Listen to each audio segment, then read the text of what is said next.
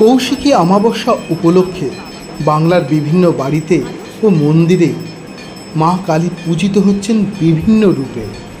আসুন দেখে নেব তারই দৃশ্য।